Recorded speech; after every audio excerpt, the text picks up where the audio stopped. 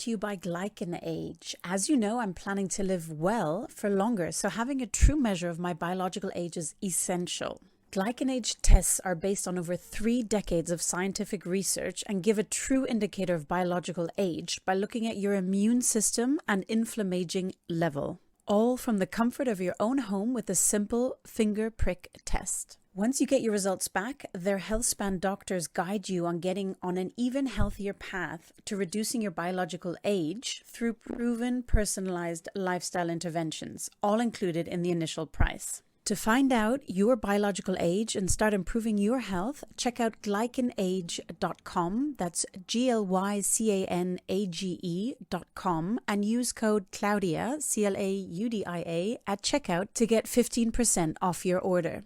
This episode is brought to you by Inside Tracker. People age at different speeds, and the date on your license may not represent your inner biological age at all. If you're looking for ways to extend your health span and slow down the aging process, the keys to health and longevity run in your blood. That's why Inside Tracker provides you with a personalized plan to improve your metabolism, reduce stress, improve sleep, and optimize your health for the long haul. Created by leading scientists in aging, genetics, and biometrics, Inside Tracker analyzes your blood, DNA, and fitness tracking data to identify where you're optimized and where you're not. For a limited time, get 20% off the entire Inside Tracker store. Just go to insidetracker.com/Claudia. That's insidetracker.com/Claudia to get your 20% off today.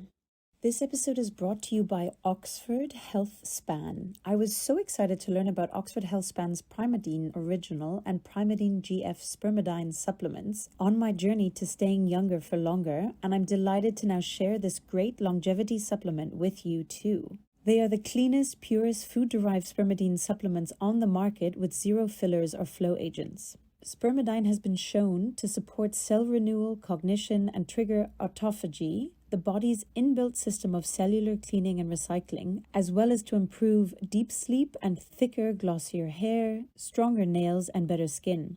Most fascinating to me, spermidine also inhibits 6 of the 9 hallmarks of aging. So check out oxfordhealthspan.com and use code Claudia10 at checkout for 10% off today. Hello, life optimization friends. I'm your host, Claudia from Böselager, and welcome to the Longevity and Lifestyle Podcast, where I invite pioneers and thought leaders in all things to give you the strategies, tools, and practices to live better and reach your highest potential. How future-focused are you, dear audience? An important part of living well longer, which begins with understanding future trends that will play pivotal roles. So I'm excited in today's episode with venture capitalist Fiona O'Donnell-McCarthy to dig into all things emerging technology. Specifically, we dig into how emerging tech will shape the food system, health, and global commerce, what blockchain, cryptocurrency, decentralized finance, or DeFi, NFTs, DAOs, and more are, why women should engage in Web3, where to start learning more about crypto, how women can take control of their finances and investments, and much more. Fiona is a principal at True Ventures. For more than a decade, she partnered with founders to drive product innovation and help them to create the futures they envision. Her experience spans product management, strategy, and business development for both consumer and B2B companies. Fiona studied human biology and published research on cognitive development at Stanford University, which influenced her distinct perspective on how technology shapes human behavior and vice versa.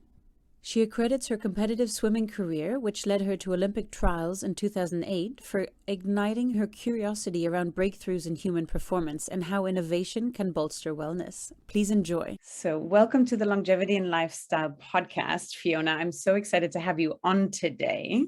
Thank you. So good to see you again. It's great to see you again as well. And I obviously, for some people wondering, this is longevity and lifestyle. Why are we talking about finance today? But I think one of the fundamental pieces of living well longer is having the finances to do so as well. And so that's why I'm really excited to dive into a bunch of different areas and about the future of technology and finances and what's happening in the world as well, and share this with you, dear audience. So Fiona, I'd love to start with your journey. What were some of the profound moments in your childhood or career that have really shaped the way you view the world? First of all, thank you for having me, and I'm excited to talk more about this topic. I grew up in a small town in Ohio, and I was really academically inclined, but I was also a very serious competitive swimmer. So I ended up attending Stanford University in California, and I was really passionate about this intersection of science and business. So I majored in human biology and then spent my summers working as a researcher in a cognitive neuroscience lab. And at that time, I didn't know anything about finance, Silicon Valley, venture capital, but I just followed my curiosity, which was around how to commercialize some of the insights that were coming out of research labs at Stanford. And I ended up in a class on technology startups. So that class really was a light bulb moment for me. The professor was a serial entrepreneur named Steve Blank, who pioneered a framework he called customer development. And to me, I was like, we're taking the scientific method and applying it to business. Like I know how to do this. Maybe I have business experience that's relevant.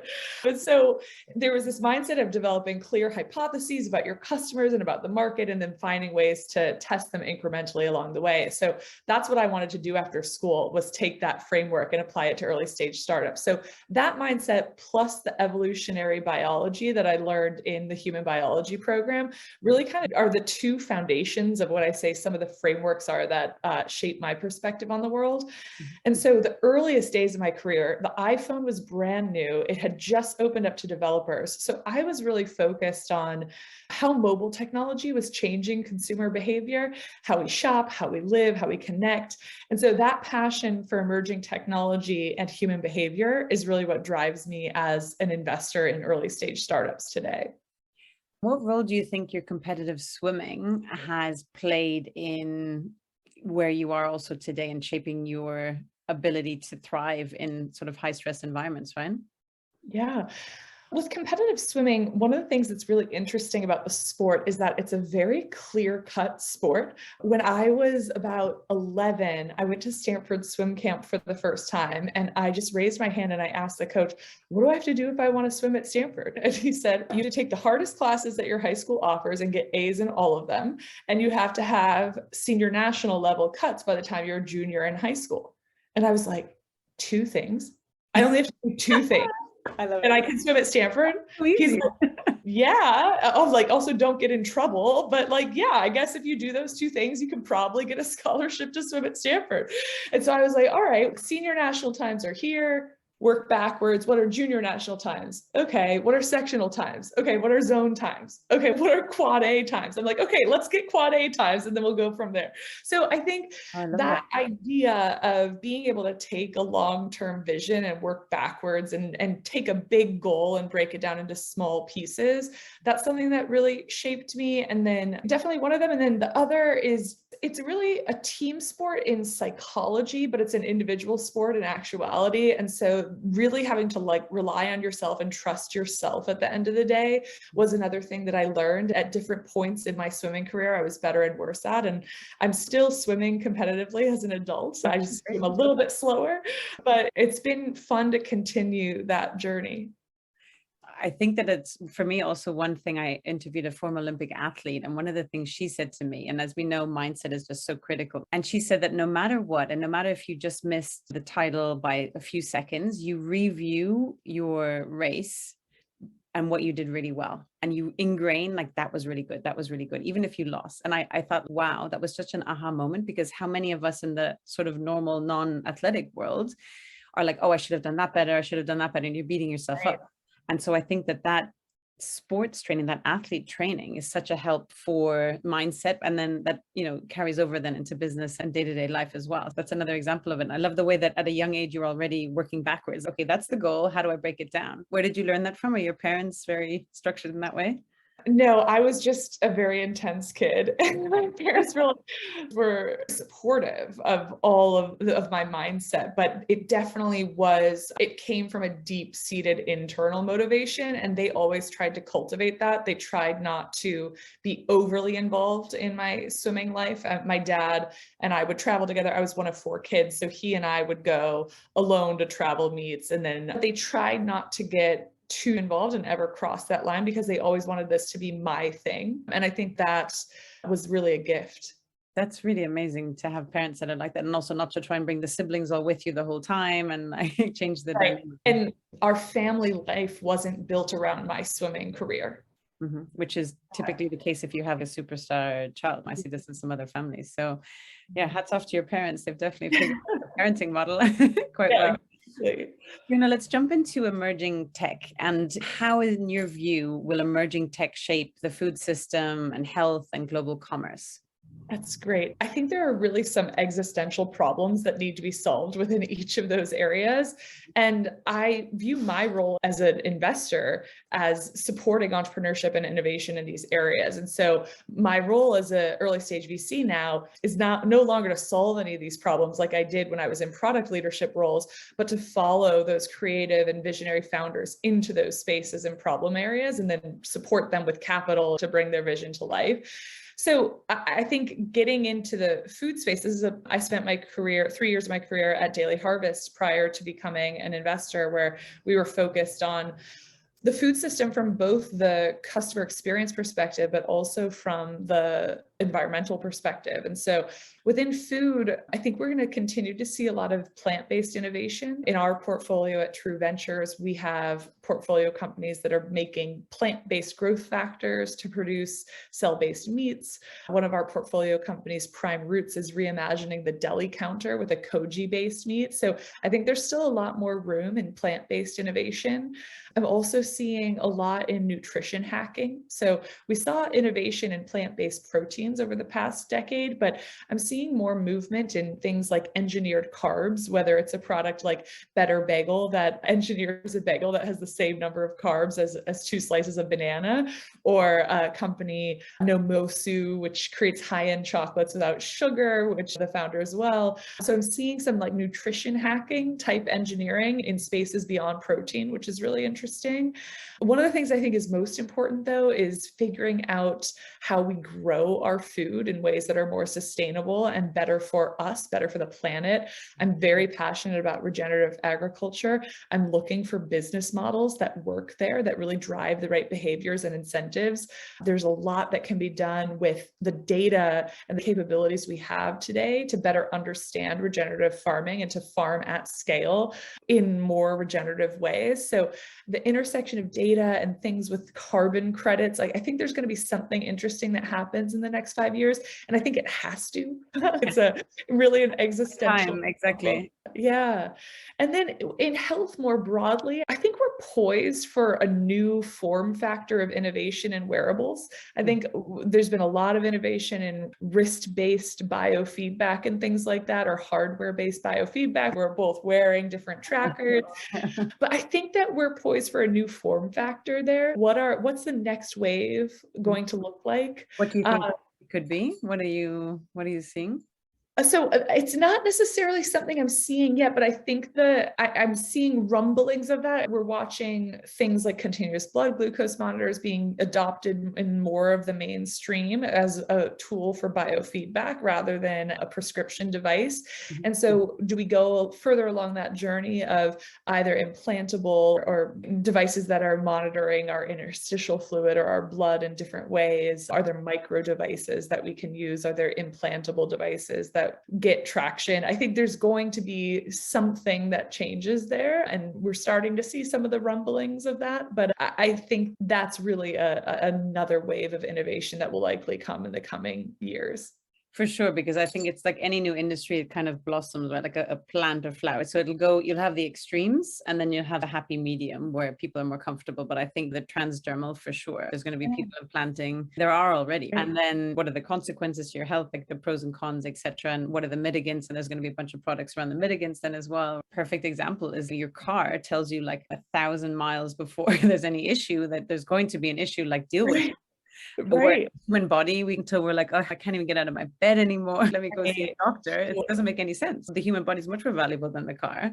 Yet we don't have the infrastructure, if you will, around it to pick it up, and also the education. And like, how do you make it as simple as possible and accessible as possible, so economically to reach the masses so that everyone benefits. So I think it's a really exciting space as well. Yeah, and I think that if you look closely at some of the thought leaders in medicine today, who all of them very well, you're seeing more of a transition towards system level thinking rather than symptom treatment thinking. And I'm hoping that the data that we have access to and the ability to model complex systems like the human body will help us move to more of a systems-based approach to the human body and to treating the human body rather than a symptom organ treatment type approach. Yeah, that's the 20th century model, right? The like diagnosis and prescription that we see is not working clearly. And so I think I see there is this fundamental shift happening. And at the moment with price points, some supplements are super expensive. Okay, if you do opportunity cost in terms of investing now versus sick care later, it's obvious, but not for everybody and financially as well. So like, how do you make it more accessible? And I think I implore people to say, it's about prevention. So the sooner you jump on the bandwagon, and I feel like the 20 somethings nowadays are very tuned into this, the ones that I speak to, and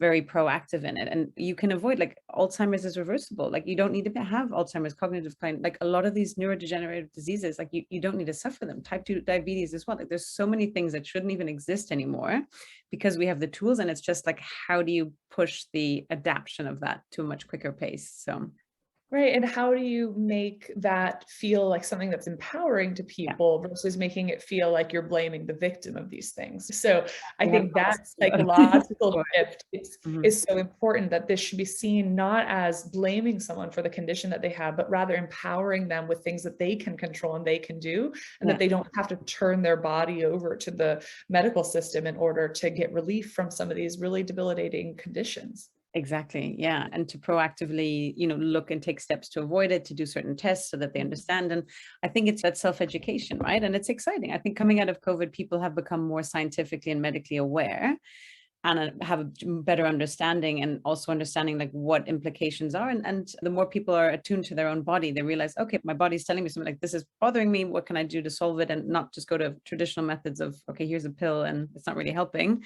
but what else could I do fundamentally but underneath that? Yeah. Amazing. So that's around health. And any other emerging tech around health, or what about global commerce, Fiona? Oh, in global commerce, this is something I've spent a lot of my career in commerce, both on the infrastructure for e-commerce side and on various consumer brands, both in the health space and the fashion space. And I think what's interesting in global commerce is that the promise of the internet was that you could access any information or any product anywhere in the world. And this led to an explosion of new brands in food, in fashion, content, wellness, and innovation. And that's been amazing. And as consumers, our buying patterns used to be heavily influenced by retailers' decisions about what to carry on their shelves, whether it was the food that we ate or the magazines we consumed, or the newspapers we had access to. But today we can find anything we want online. The problem, though, is now there's a huge number of long tail brands competing for our attention, and the cost to acquire a customer online for these companies is often unsustainable today. And so this is an area where innovation is just hugely necessary. And so I love meeting with entrepreneurs who are focused on this problem, because how do you break through the noise and, as an emerging brand that has an amazing product, actually build interesting market share in a globally competitive online directory of every brand in the world? So what would be the keys? I guess part of it's also like data and really understanding and targeting that customer, or what would you say are some of the there's data and targeting, and then that has implications for how we think about our privacy as individuals as well, and what information you want to choose to share with brands and not. I also think there's interesting marketplaces. One that might resonate with your audience is called Bubble Goods, which is basically taking all of these better for you brands and aggregating the long tail of these really innovative brands and putting them all on one platform as an alternative, more indie brand marketplace to choose to purchase from. And so rather than all of those brands having to go out and acquire customers on their own, they're able to aggregate some demand for those products. And I've been watching them for a long time. There's some Daily Harvest alums building that company, which has been fun to watch. Really exciting. And I know some of the areas of emerging tech that you're paying most attention to are around blockchain, crypto, and Web3. And I know when some people hear these words, their eyes glaze over. I don't understand. Not for me. Yeah. This is all very techy, but this is the future. And so I would love, and I've heard you explain before, so for my audience, can you share exactly how can people understand blockchain? What is crypto? What is Web3? So As a preamble, I think the reason why we have to all not shut down when we hear some of these words or think that's not for me, if we're all going to live substantially longer and we're going to work substantially longer, we can't say that our last wave of technology innovation that we're going to pay attention to is whatever was happening in my 20s or 30s, and then I'll just ride that till I retire at 50 or 60. We can't do that anymore. If we want to be healthy and productive into our hundreds, if we want to continue working into our 70s and 80s, we're going to have to all be comfortable with the idea of learning new paradigms, learning new technology shifts, and not saying, oh, the internet, that's not for me, or blockchain technology, that's not for me, cryptocurrency, and I'm just going to ride out my existing 401k, my existing financial strategy. I really think we have to all open our eyes and pay attention to these major technological shifts that are going to impact our lives, and we'll go through more than one of them if our lifespan really does double. So that's the keep an open mind as I go into some of the details, because I do think we all need to take responsibility for making sure that we're evolving with the world, especially if we're going to live a lot longer. So that's my 83-year-old father is on WhatsApp, and so proud he can do FaceTime and things like this as well. So if they can figure it out at those ages as well, then the younger generations should have no problem understanding. This is just finding a way that it's described that people understand. And you're brilliant at this, Fiona. So how would you break it down? How I break it down is that what's underlying all of these trends, you could call it crypto, blockchain, Web3, there's really two major innovations, and one is technological and one is more social or organizational. So the first is blockchain technology. The simplest way to describe a blockchain is that it's a database of historical transactions. So what's different about a blockchain versus a traditional database is that it's decentralized and distributed. So decentralized means that no one entity controls the data, and distributed meaning that there's no one place in the world where all the data is stored. So the chain can run on a network of computers all over the world. And what that means is that today, as we live our lives more and more online, there are corporations that are harvesting the data about our behavior and our preferences, and they store it and they monetize it. And in a world that's powered by decentralized protocols, we can design systems where we're more in control of both our digital lives and our financial lives. So some examples. A lot of us are familiar with digital currencies. And so what does that mean? What that means is that there is a borderless, like the digital currency doesn't belong to any one country. It's peer-to-peer. There's no institution sitting in between you and me transacting, and it's native to the internet. It's digitally native, unlike our current currencies. And so you could say, oh, blockchain, that's a bubble. Bitcoin, it's a bubble. It's a volatile asset. But if we talk about, do you think a borderless, peer-to-peer, digitally native currency makes sense?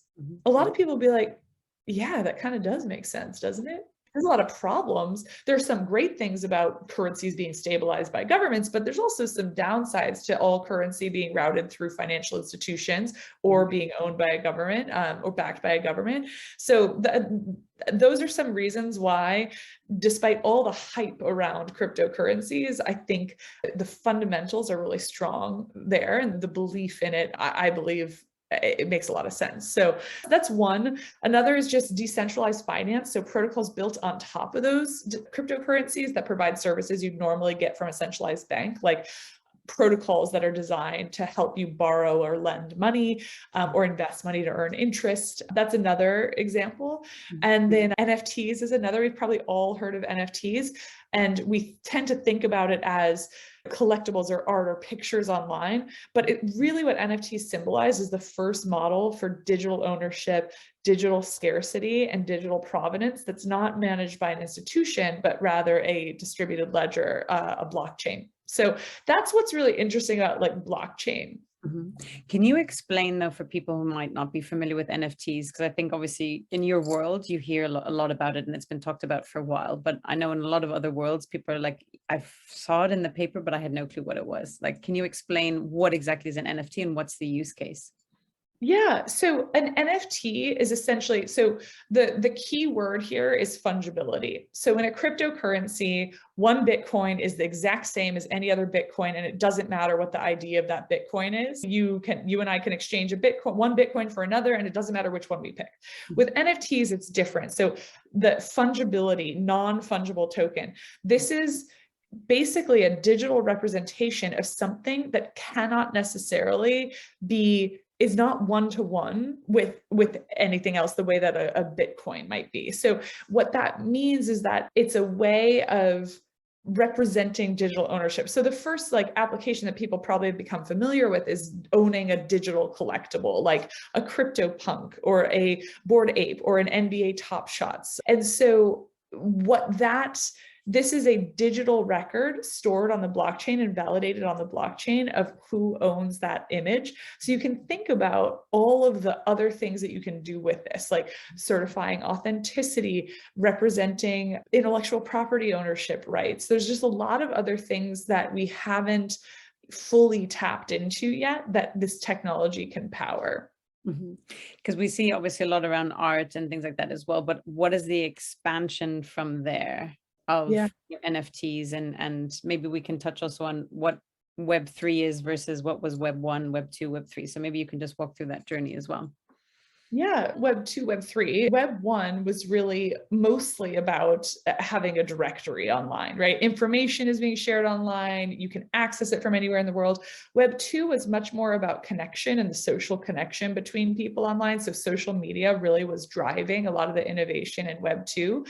And Web3 takes that combination of information accessibility, social connection, but also introduces the concept of ownership and decentralization into the web. And so for the first time in our lives, we don't necessarily have to rely on these centralized organizations that powered Web 2, but we can think about what things might we want to be decentralized, what things might necessitate being owned by the community or owned by the collective rather than owned by an organization. And I think just to expand a little bit on that as well, because I get asked this as well. So I think for Web2, if you imagine, and everyone has, say, Facebook or Instagram. So especially if that's your business, you're producing a lot of content, you're spending a lot of time and energy, but you don't own it. It's like you're renting real estate that at a blink of an eye, your followers aren't being shown your content, or they decide to close down your account because of whatever the case may be, and then it's gone. So all your hard work, which might have been built up over years, is just wiped out automatically. And so Web3 gives the power back to you because you have that ownership, and then also in a decentralized way as well. What excites you most about Web3, Fiona? So I think one of the things that's been really interesting is that second wave of innovation around how people collaborate in decentralized ways. That's been really exciting to me right now. So people may have heard about DAOs, or decentralized autonomous organizations, that are enabled by blockchain technology. So these are organizations that, rather than having a typical executive type function with top-down decision-making, they're community-led organizations where decision-making is defined in code, known as smart contracts, and decisions about resource allocation and things like that are determined by community voting. So there's a lot of innovation in how DAOs are tackling health, wellness, and science. And the first kind of applications of DAOs were looking at investing and collecting as a community. But we're going to see this technology and these types of organizations tackle more and more verticals. Can you give a use case example? Because I think for some people, they might not have heard of a DAO, and then just trying to understand voting and smart contracts. So I really want to empower the audience to really get their head around this. So can you maybe give one concrete example, and how does it actually work, and how many people are involved, and how are decisions made, etc.? Yeah, so one of the DAOs that I'm really involved with is called Unicorn DAO, and it's a group that focuses on collecting NFTs by female and non-binary artists. And so right now, less than 5% of the value in NFTs is going to female artists. And so they're working on collecting the best of that art, promoting it, and increasing the representation of female artists in the NFT space.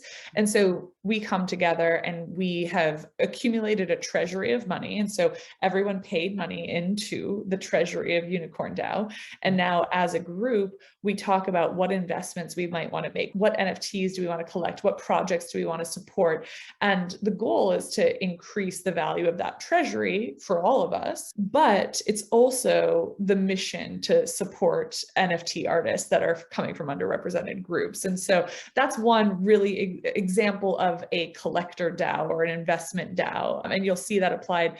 There's another one called the LAO that invests in DeFi projects. And so that the members of the LAO come together, they have a treasury of assets, and they can decide, we want to invest in these protocols that are reshaping our financial lives.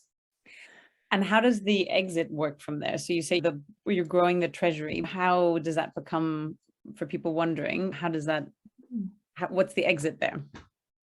Yeah, so there's, I think this is all really early and still being defined. One of the things that we see is that the value of having a seat in that DAO goes over time. Mm-hmm. And so there are certain DAOs where now buying into the DAO costs over $1 million. And so for the people, they might have paid, I don't know, $2,000 to join the DAO. And then a couple of years later, their seat is worth $5 or $6 million in the DAO. Now that's that's the high end of the DAO market. So you could think about it as selling your seat to someone else. That's the most logical thing that has been happening. There's also this concept called rage quitting, where basically you can rage quit the DAO and then just your portion of the treasury gets liquidated and given to you. So it depends on how the underlying, again, this goes back to the smart contracts concept, where these types of rules are defined in code. And so it's not like the organization is just making these decisions on a whim. At the outset, the organization is defining the rules of engagement and how voting works and how joining and leaving works. And so those underlying smart contracts are transparent, and if you can actually digest them, and this is something that I think will change over time and they'll become more human readable, but those smart contracts are transparent to everyone. And so these organizations theoretically are very transparent to their users because their decision-making processes are outlined in code versus outlined in a policy that could change. That could change as well.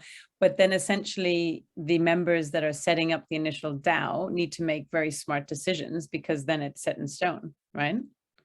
Yes, I mean, it could vote to change the smart contract logic at some point as an organization, but yeah, you're right. It does get set, the precedent gets set very early on.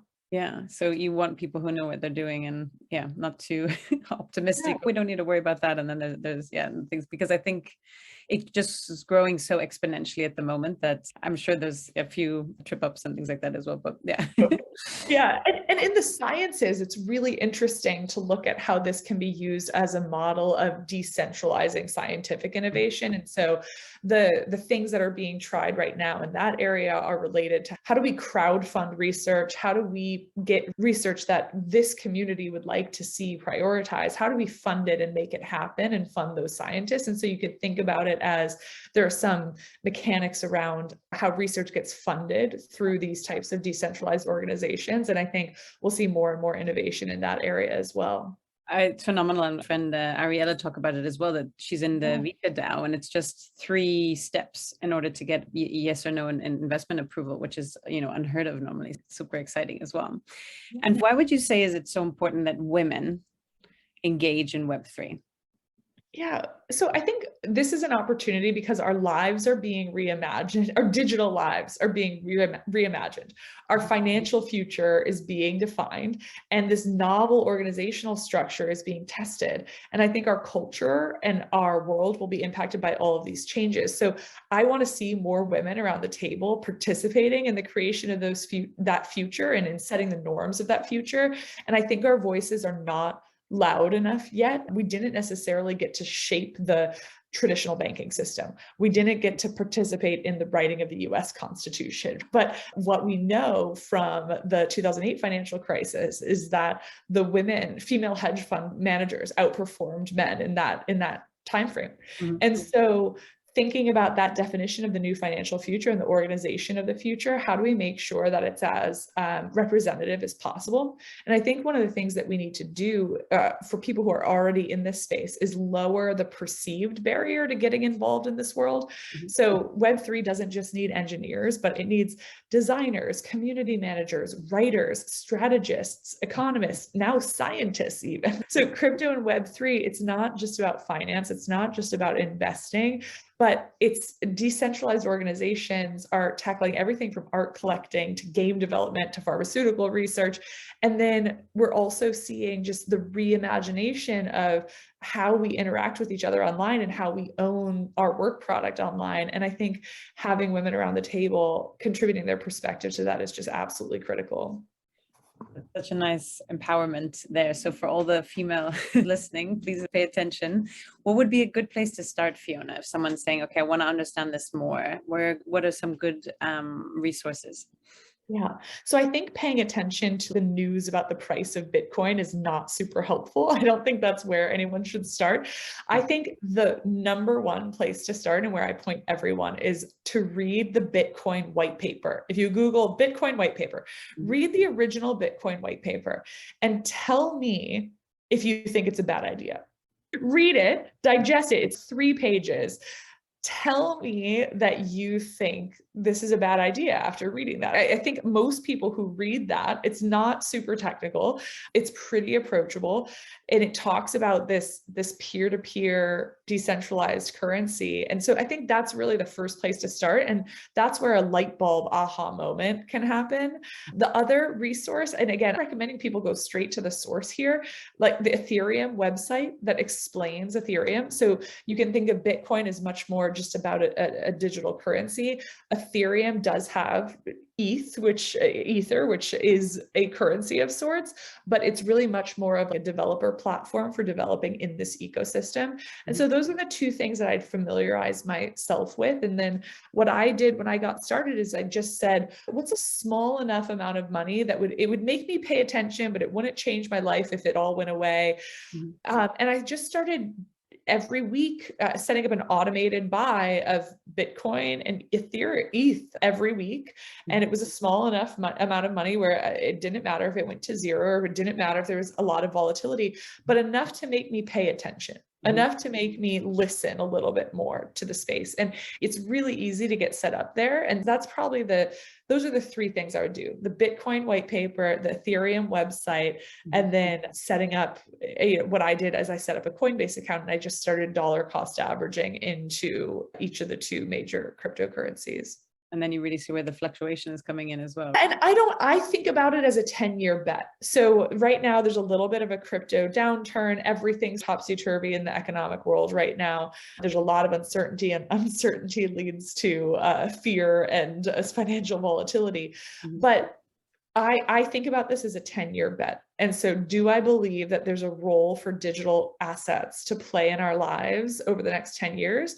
The answer is yes. I absolutely believe that. And I don't know what that means. I don't know that if it means it overtakes the US dollar or it's just another way of transacting. I'm not sure, but I know that this technology is going to be core to our lives over the next decade. And I'm willing to make that longer term bet.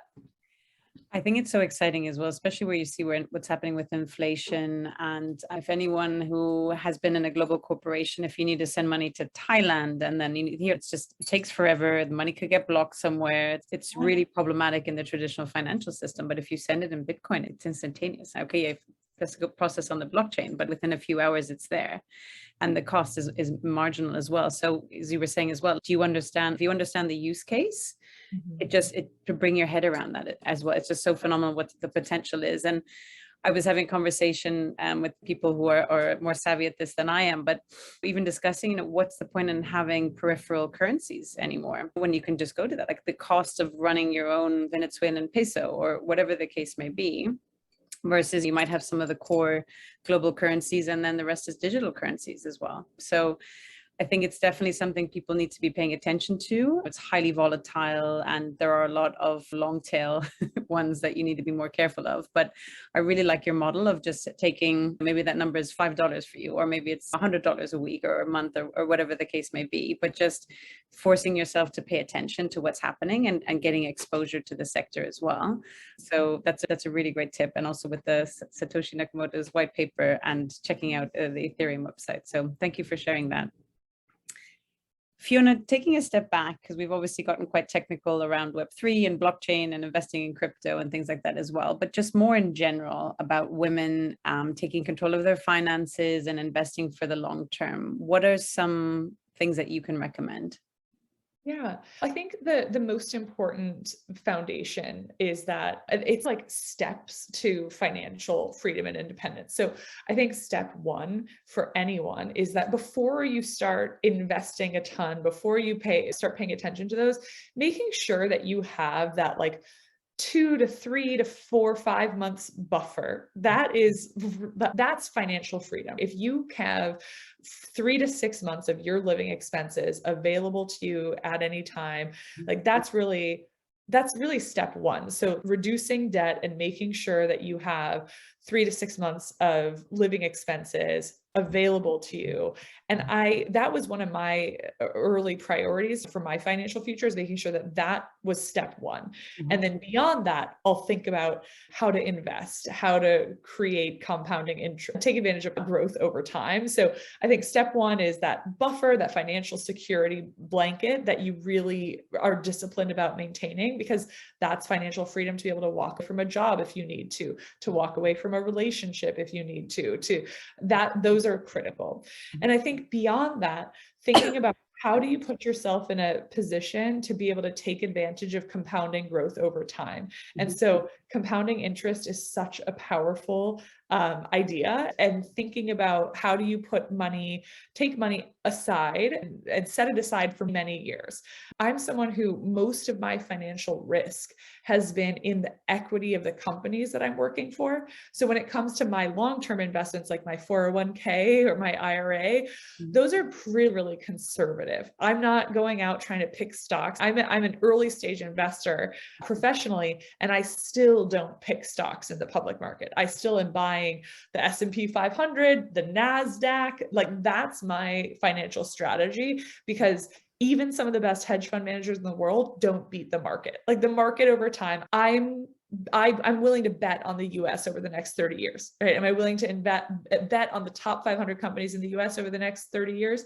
Yeah, I am. And then I'm also willing to bet on cryptocurrencies over the next 30 years. And so I think that risk diversification is really important. But, and I often tell people that unless you're doing it out of personal passion, personal insight, or fun, I'm not a big advocate for picking individual stocks in the stock market. I really believe that the power comes from the compounding growth of a large sector like technology in the US or the top 500 companies in the US. I think that's much more reliable over the long term. And so unless you're a professional investor, avoid thinking about, should I buy and sell Apple stock this year? That's not really core to what I recommend to people.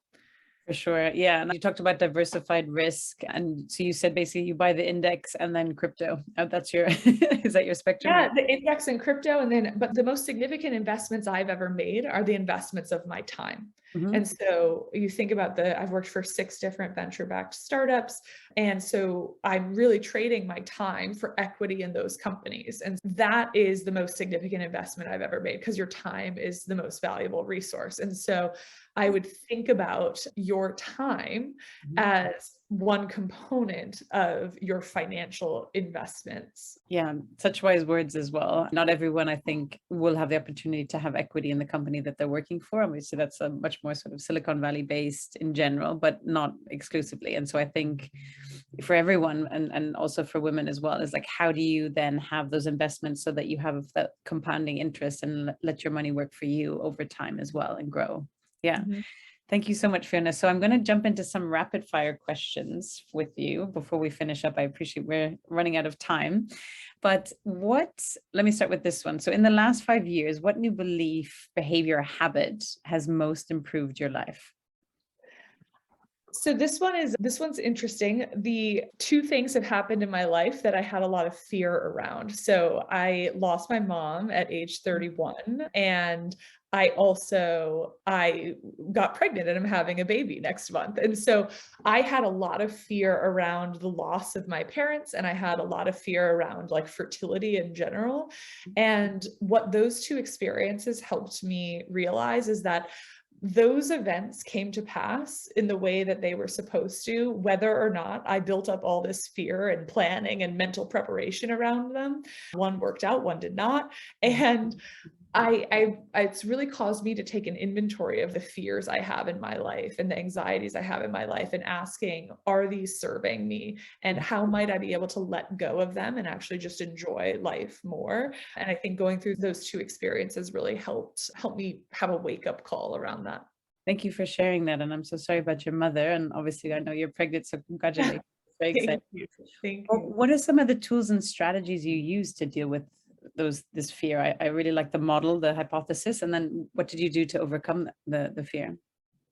Yeah, I think step one was just actually letting myself feel emotions around those things. I think I had very much the mindset of positive psychology. And so after my mom died, I was like, there were so many good things that came from this and blah, blah, blah. And what I learned from that experience is actually just sitting back from time to time and saying, that was actually really unfair and I'm sad. And that's okay. And it's let me experience it and release that from my body, release that experience from my body. And so I think a lot of us who are very passionate about positive psychology and wellness, I worry sometimes that maybe we're not letting ourselves feel things that are negative. And so I was definitely in that case. And so it took me a couple months to go from being like, yes, my mom died, but we're fine, but my family's still close, but we had these great years together. And instead just be like, oh yeah, actually I can accept that that was just very sad and very unfair. Let myself feel that. And then it moved through me in a way. I think that's such an important thing I'd love to just highlight as well. My mother, also Irish, eternal optimist. Oh, tomorrow's a new day. It'll be fine. There's no problems. It's all okay. My father born in sort of 1938 Germany, where there was nothing. So like any problem is like, this is not really a problem. And so we'd never talked about emotions at home as well. And I think that's where a lot of illness and disease comes from. If you just suppress everything. And it's just sitting with it, and it's okay, being okay to cry. And I was always like, you'd hear like to a parent to a child, don't cry. And I used to say that to my kids until I realized that's completely wrong. And now I say it's okay to cry, let it all out. And like, how much better do you feel after having a good cry? Like if you actually think about it, and just making that okay as well. So I think, thank you for sharing that, and being okay to be sad and just addressing that emotion and letting it process then as well, to be free of it also. So that's really beautiful. Fiona, what book have you sorry, I have to repeat this. That should be off. Sorry. Fiona, what book have you most gifted? So what's interesting is that when you asked this question at first, I was thinking about the book that had the biggest impact on my life is actually very different than the book that I gift most frequently. The book that I gift most frequently is called The Peregrine by J.A. Baker. And it's about this man in England who becomes obsessed with these peregrine falcons that are flying around and just follows them around. And what I loved about the book is that it shows how really like focusing can help you see and appreciate the beauty in small things. And so it's a short book. It's really beautifully written, but it shows how everyone can develop their own unique perspective on the world through the things that they choose to focus on. And so in this man's case, it was this bird that he followed around the coast of England for many years. And it's just, I love that idea of what you focus on and what you choose to see in the world, and how it shapes your worldview and your personality. And it's just, yeah, it's a beautifully written book. That's such a beautiful book. And I think that it's so true as well. And I think that's why they say where focus goes, energy flows, right? So the more you focus on one thing, or for example, I think such a great example is you want to buy a new dog and it's a certain type of dog. And all of a sudden you're seeing this dog everywhere, but actually you're training your brain to look for that dog. So the dog's probably was there the whole time, but you never saw it. And it's just, the more you focus on the positive or the good things or the things you want to focus on out of choice, because we have choice, we have agency, the more that will develop as well. So very empowering. Fiona, what excites you most about the future of health, well-being, and longevity over the coming years and beyond? I think the high level goal, which is really how do we have more productive, enjoyable years to spend doing the things we love with the people we love. And what I'm most excited about is working with the visionary entrepreneurs who have a unique perspective on how to bring that future to fruition, and supporting them with capital and with advice and support to bring their vision to life. And so I hope that we're all living healthy, enjoyable, productive years, many more years than we are today on average. So we'll be out partying when we're 100, Fiona. Yes. Are you on? Yeah, my goal is to swim in US Masters swimming championships at age 100. That's my biggest goal in life. I will come watch you, Fiona. Perfect. I love it. I'll be there. And we'll have a tennis match after. Perfect. And then we'll play some tennis. Exactly. Yeah. Where can people follow what you're up to on social media or websites? And what would you like to share with people? And we can link this in the show notes. So my handle on most things is FODMC. So my initials, Fiona O'Donnell-McCarthy. So FODMC on Twitter. I'm also probably best on LinkedIn. Just feel free to connect with me and mention that you caught this podcast. And I'd love to connect with like-minded people in the space. Excellent. Do you have any final ask, recommendation, or parting thoughts for my audience, Fiona?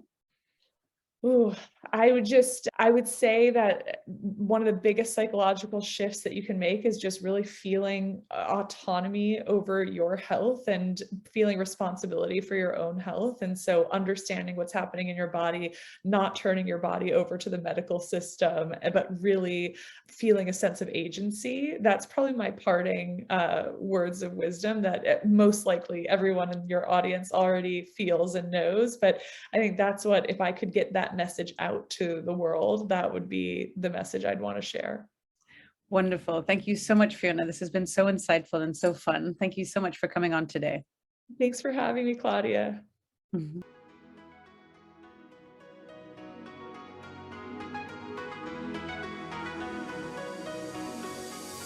Hi everyone, this is Claudia again. Before you take off, would you like to get a short email from me with some short but sweet fun tips, tricks and updates on all things longevity and lifestyle? This could be cool products that I've discovered, interesting posts or articles I've read, and other fun and helpful things around longevity and lifestyle I've found for you. It's a very short piece of inspiration for you a few times a month. So if you want to receive it, check it out by going to longevity-and-lifestyle.com. That's longevity-and-lifestyle.com, and leave your email to sign up for the next one.